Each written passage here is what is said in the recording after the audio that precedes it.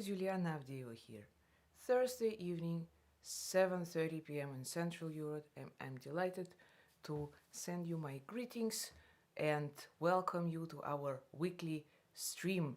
Tonight, I am very happy to perform and discuss the G major wonderful Prelude and Fugue from Book II, from Well-Tempered Clavier by Johann Sebastian Bach, and as well to talk with you about the music which you like to hear when you're in a happy mood and what kind of pieces come to your mind in this occasion. And from my side, I would like to share the piece, the piano composition. I really very, which brings me always in a very exciting mood, which is the Beethoven Sonata in E flat major, opus 31, number 3. So let me say hello to all of you. It's great that you're here. Hi Bob, hi Alexis, hi Pascal, and Makiko, hi Daniel, hi Marcos, hi Topol. Good morning to Japan. Hi Annalise, nice to see you. How is Carbo doing? Please let me know how is your work on Scarbo is moving. Hey Kate.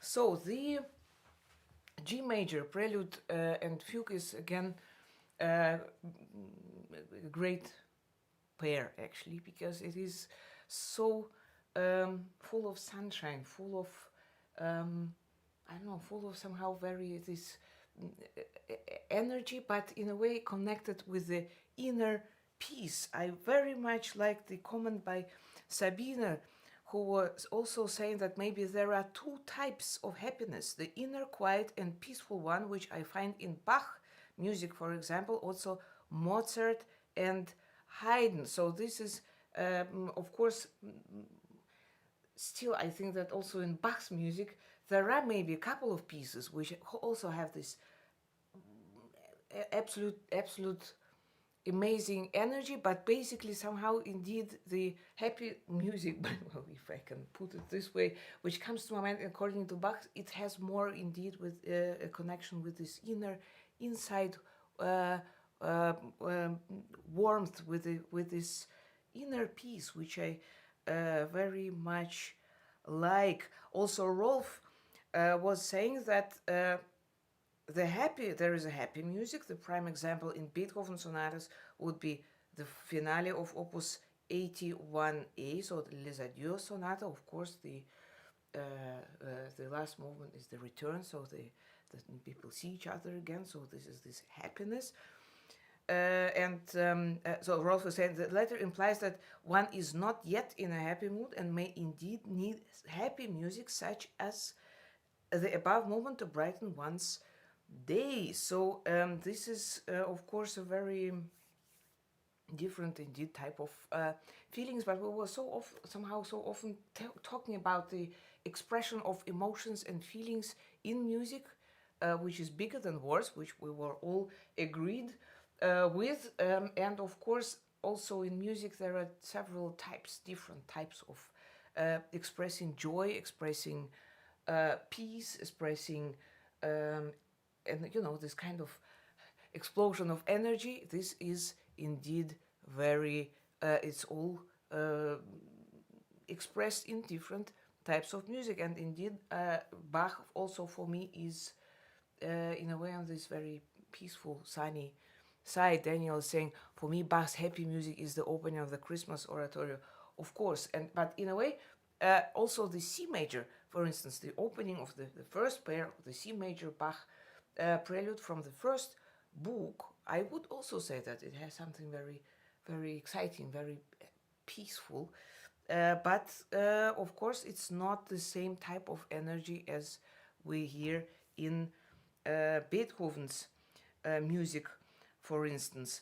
And Pascal was mentioning also the Bach Goldberg variations, as well as Camilo was also saying about Goldberg variations. So Bach is indeed, of course, one of the first composers who comes to the mind. For me personally, also Mozart music, for instance, playing the A major Piano Concerto 488 is also something very, very, it's an expression of very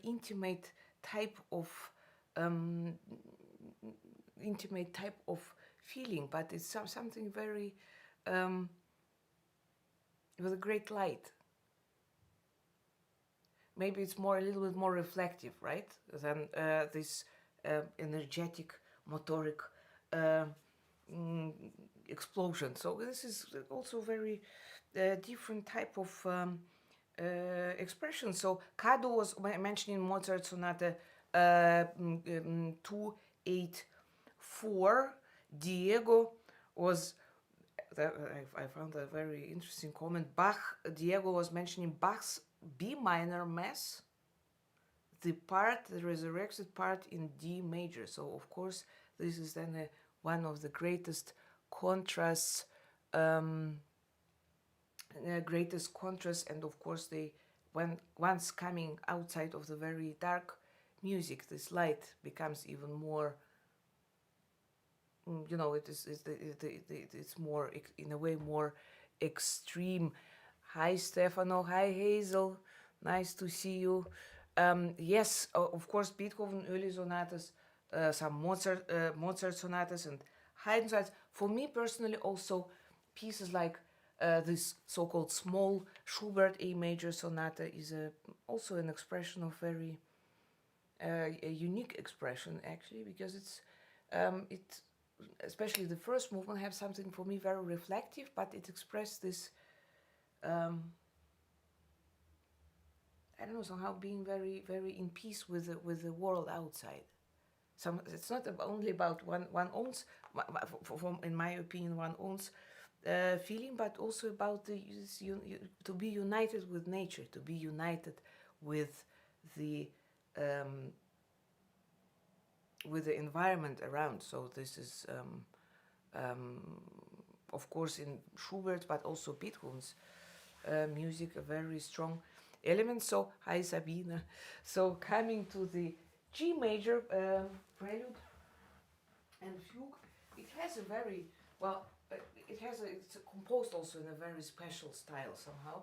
It was interesting for me to learn that originally Bach had two other preludes for the fugue, which he was absolutely sure that he would like to put it to the Well-Tempered Clavier, and these other preludes, which he was working on before coming to this final prelude, they are very, they differ so much in the character, because for instance, the second draft of the prelude was in a much more pastoral way, so a big contrast to the fugue. So probably, I don't know, but you might remember also in the first book, the G major set was more, the prelude and the fugue were also more in a similar mood, rather than build on the contrast which we have in other pairs. So the prelude and fugue are basically composed more in a similar mood. And actually, it's very interesting that Bach decided to go for this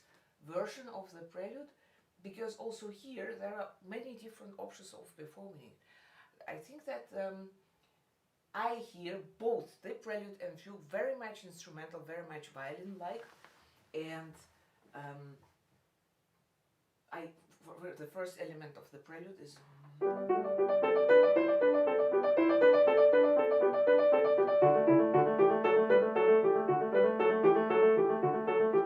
I hear this clearly, the violin playing on two strings and cello.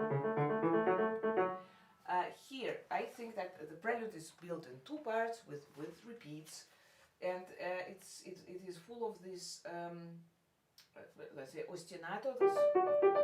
There is always one key which is repeated, which is this bass, and which also gives this kind of perpetuum mobile, this never stopping element.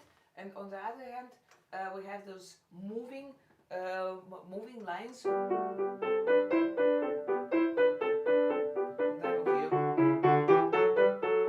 we have three voices, and then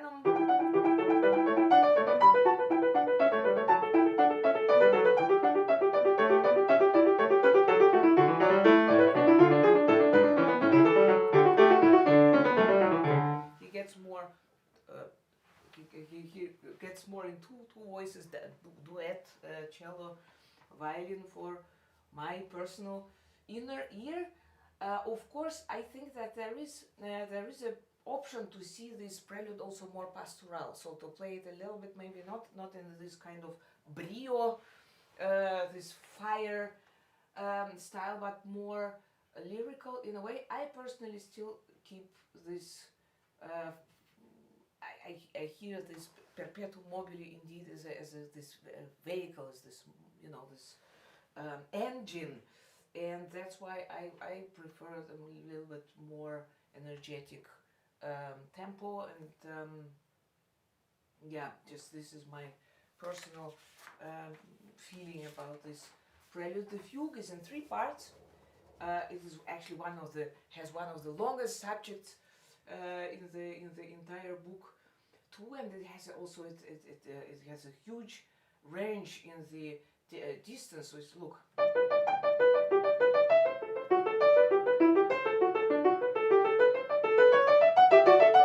So we have the D is the lowest key here, and the A. So it's more than 1.5 octaves that we have for the subject, and here it has several elements. This subject, although in 16 notes, this jumping,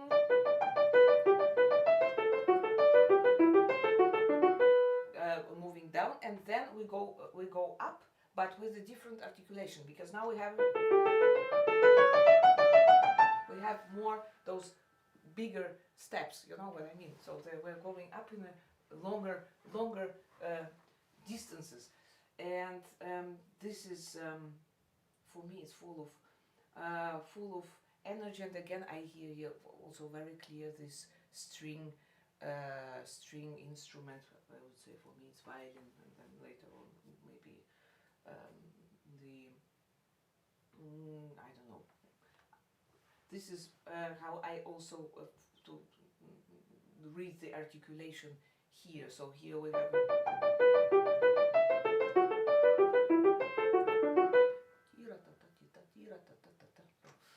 that's how I my personal feeling about this. In the end, there is a wonderful, so in a character it has this energy, but also some kind of humor, I think. And in the end, this is very interesting what Bach writes here in the end. He comes a huge scale. Look, suddenly in 30-second notes. So the choice of tempo is very clear. We have this 30 seconds, which means that we should be able still to play the whole, and then we have. And actually, this passage comes out of somehow absolutely not really prepared. So there is a longer passage which is moving down to the bass.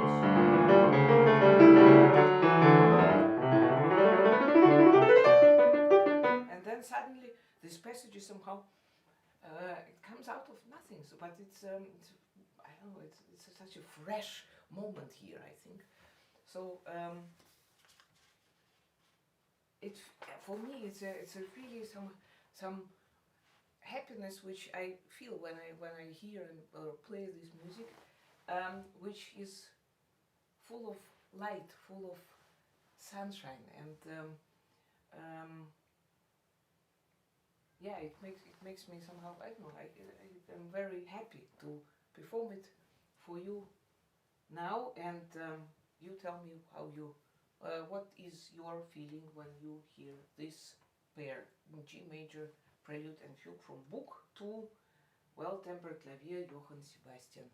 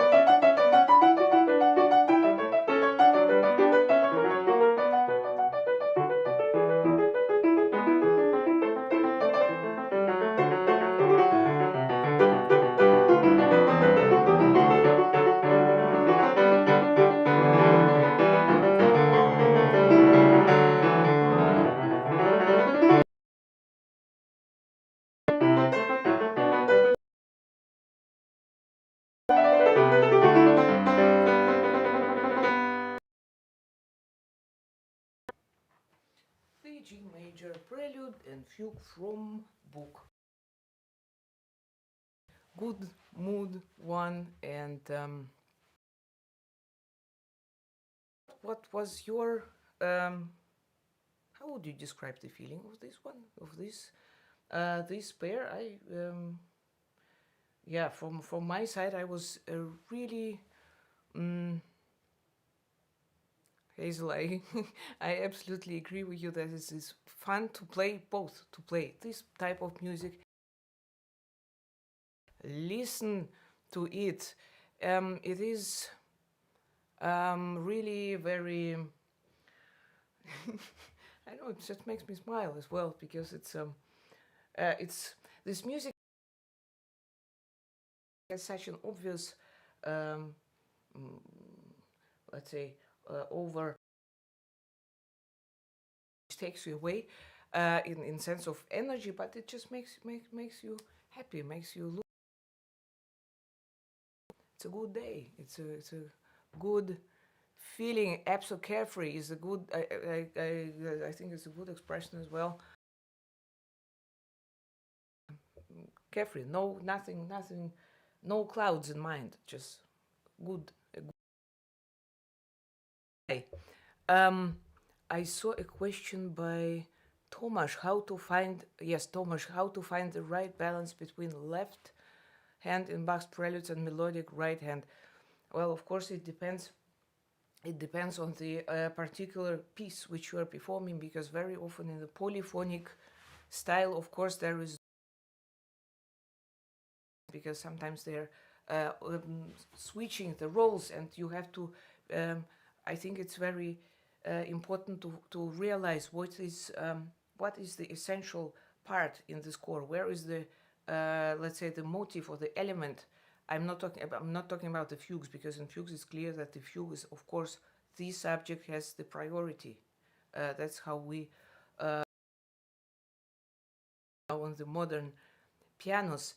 But of course, in the prelude, still there are some motives which are more important, and sometimes they are also moving from one voice to another, and this is very important. You have to find the traces in the score, and then indeed also to imagine, because mostly in the preludes can be you can make an orchestration for that, so you find the instruments in your mind, and you will also find the right balance between the voices. If it's not an instrument, if it's let's say a clear organ work, then you imagine the sound of organ, and it's all about imagine that the piano is much more than just a piano with how many keys? 88, I think. With the keys, that it's you have so many other possibilities to play, to create other sounds out of it, and this is also in Bach very important. If it's voices, I mean, if you hear that, feel that it's a vocal prelude, and also there you will feel this is the relevant for this section. This is a relevant voice, and this is a little bit less relevant. So there is this music has so much possibilities to deal with it. So it's also a question of your personal imagination. So this is there are no borders in that. So just feel free to try it out. Bob is saying that makes you want to dance. Sure, this music has a yeah, but it's, I think it's basically by Bach's music so fascinating that also in many fugues he gives this dancing element, so that it's not just like a I don't know dry experiment or something. It's full of life. It's full of life of people, of human beings. So this is really special about Bach's.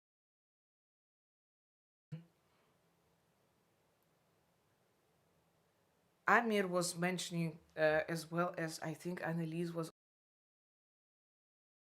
is connected with the with the G major Beethoven Sonata, first opus 31 number 1, which is of course another piece of the middle.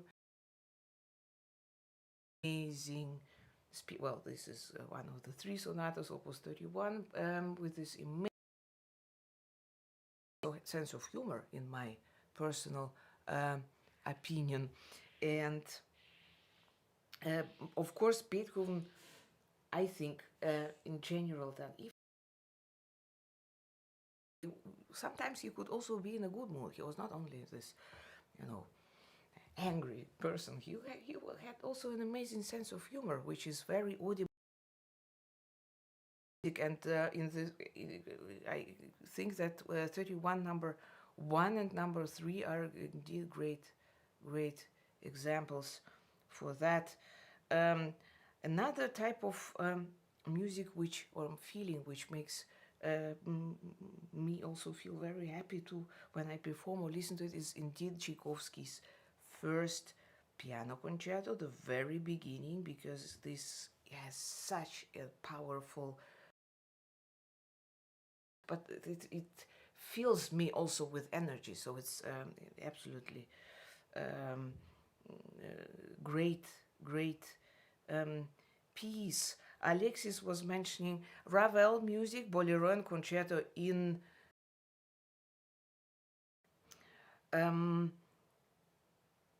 Hazel is saying that the first movement of Beethoven's Eroica Symphony always makes me feel better. Couldn't agree more with that. And Hachen was mentioning also Prokofiev's first piano concerto, because the first and Shostakovich's second piano concerto, Sunlight, for his son, and Still Today for everybody else. By Roman, I found this absolutely wonderful. Roman brought a great comment. To brighten my day, I usually listen to Mozart Piano Concerto or Vivaldi, or to Fassmann Jazz Suite, which is indeed an absolutely wonderful, really great piece. So now coming to the E flat major Beethoven sonata. This is Beethoven composed this sonata in 1802, and this is the third sonata from the Opus 31. As you know, the G major, which we talked a little bit about, and the Storm Sonata, the D minor sonata, which is another absolute outstanding master work, and then the E flat major, which I love this sonata. It's so full of humor, full of dissonance, so full of contrast at the same time. But it's this energy which it gives me when I hear or I play it. This is absolutely outstanding. And you know, this sonata consists of 4 movements, and this is one of the, I think, even the only sonata without any real slow movement. Oh, I see that I have apparently some problems with the stream. Please let me know if you hear and see me well. So yes, the no long movement. Sorry, no slow movement. And also within the sonata, Beethoven did something what he actually did one more time only in the Hammer Clavier Sonata. So he put the scherzo part, the scherzo movement to the second, as he made it with a second movement instead of third in his 4 movement sonatas. And instead of the slow movement, we have the minuet. And yeah, so before I just really love this sonata. It's I don't know even why. Maybe even because from the very beginning it feels like you are asked a question. So the sonata starts with this motive.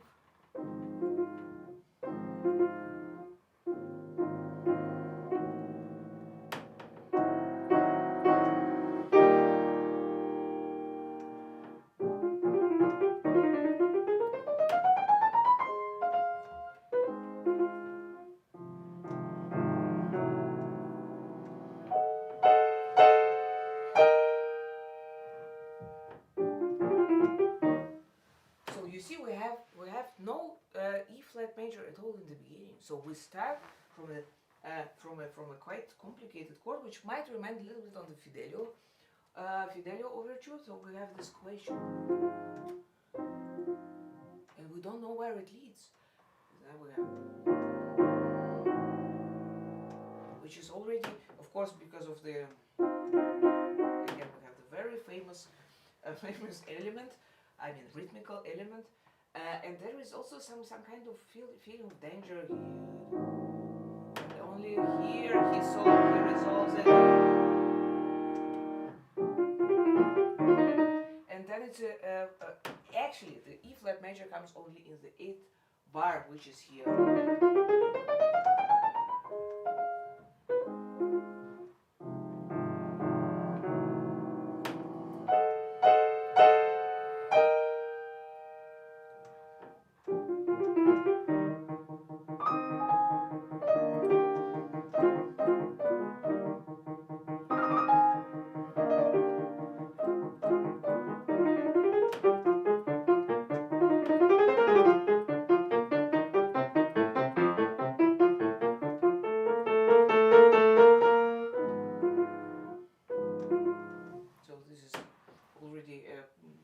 Long way which we have met together.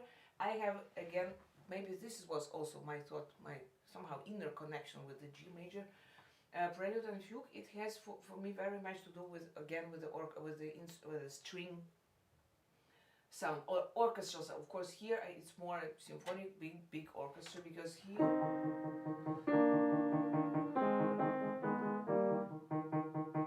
this can be, I don't know, it can be bassoon, or it can be also the cello, but these are definitely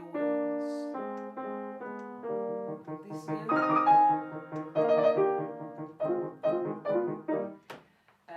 and after this kind of in transition, we have suddenly this first really kind of dark moment.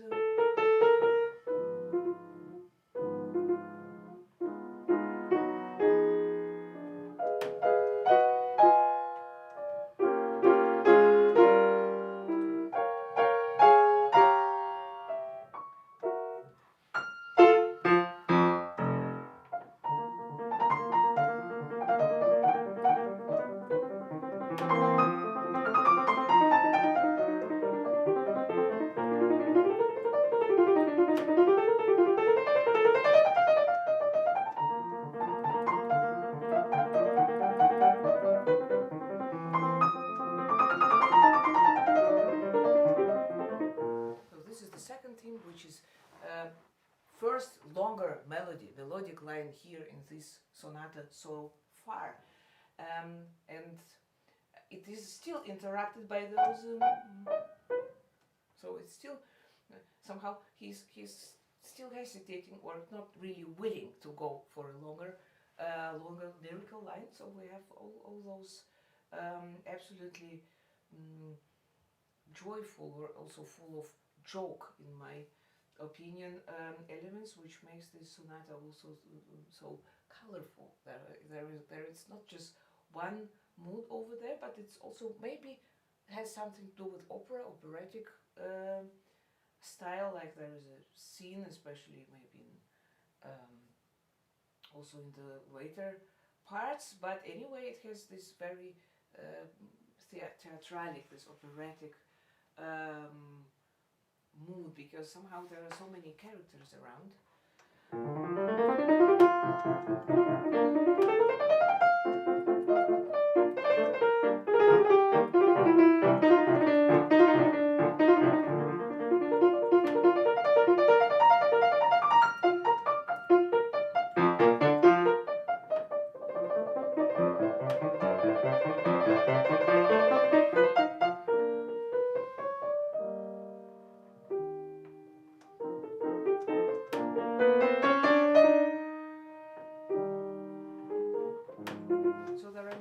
Themes. I mean, this is the only second thing maybe can be seen as a more melody. The other things are more elements, more motifs, and of course all those staccato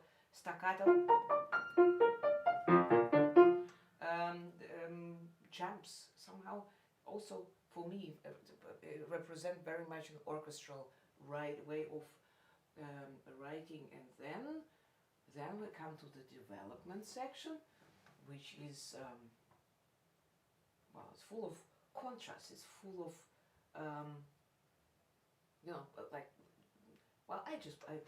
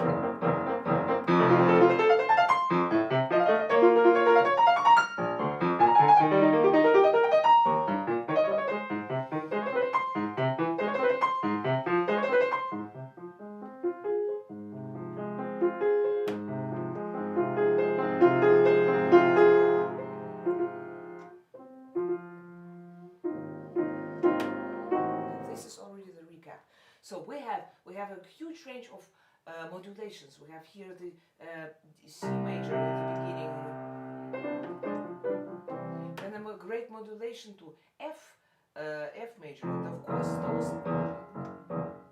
those dissonating elements, they are somehow very little bit disturbing. So it's not. I mean, in the sense of it's a actually could be a very peaceful music, but there is some. I think it's very typical for Beethoven that there is always you know that something is not quite so obvious nice as it is. So it's yeah, this is the way he also with those trills with staccato combined with staccato. This is this very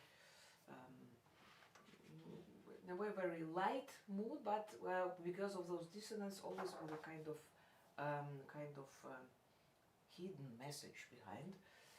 So this is basically the recap is exactly the very clear sonata form, and it has no real new material in the recap. The second movement is absolutely stunning because it says allegretto vivace. Well, I said that this is the scherzo movement, which is here the second movement, and which is what is also unique about this movement, that this scherzo movement is composed in 2 quarter bars. It's not like usually it's more 3 quarter bars. Here we have the time signature 2 quarters, which also gives us some suggestion also about the tempo. Allegretto vivace is interesting description. Anyway, so this movement is in A flat major, and it is such a creative idea which he has here.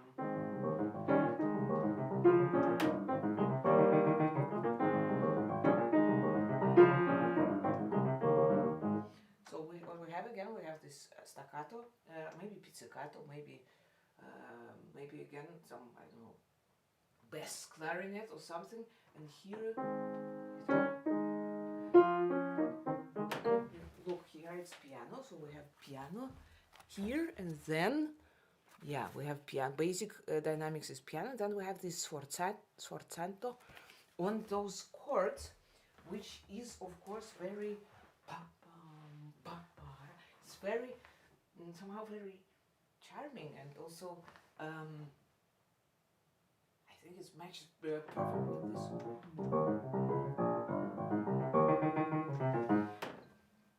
Maybe some secret. So again, very for me it feels like an opera scene, and basically this staccato is the let's say the articulation of this scherzo, but just to give you an idea about this wonderful movement.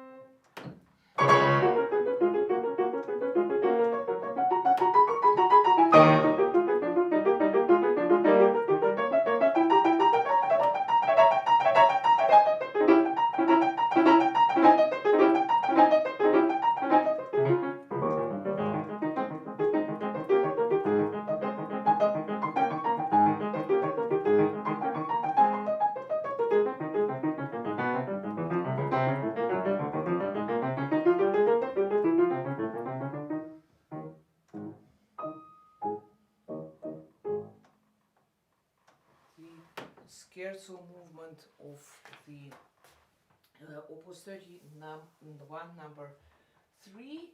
The next movement is the Menuet, maybe a string quartet. By the way, it's interesting that the Saint-Saëns, as he composed his variations on Beethoven's theme, he took the element from the trio, which is here in major, so there is no minor trio at all, which was actually would be the traditional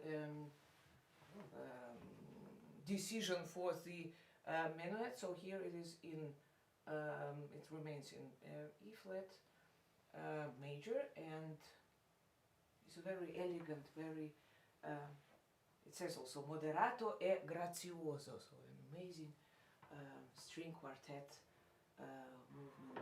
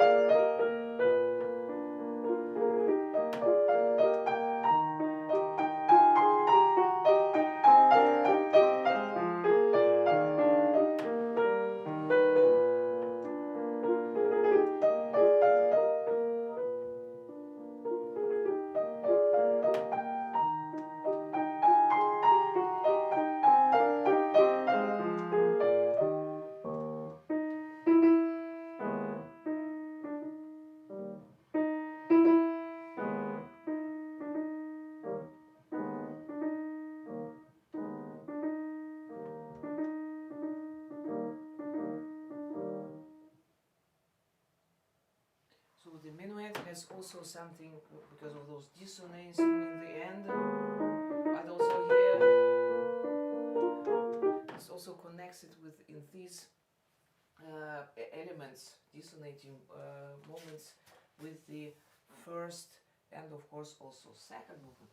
The last movement, the presto con fuoco, is kind of maybe tarantella because it's it has this clear rhythm in the triplets here.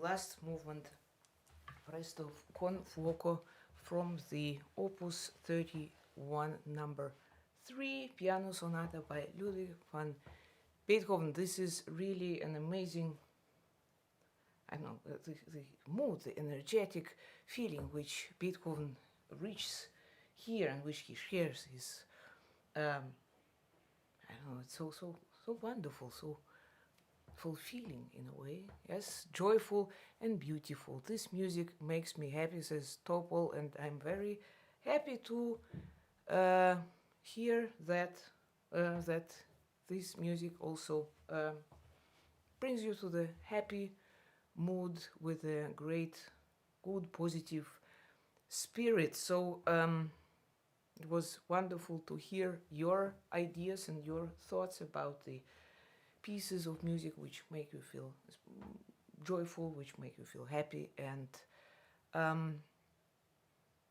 Yes, thank you so much for that and for joining tonight. And I hope that this joyful feeling of which the joyful feeling will be accompanying us for a while now. And anyway, we see each other next Thursday again for the G minor Prelude and Fugue. And please stay well and subscribe my channel if you like our weekly streams.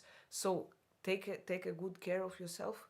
Have a good week. See you next Thursday. Thanks a lot. Bye. Bye bye.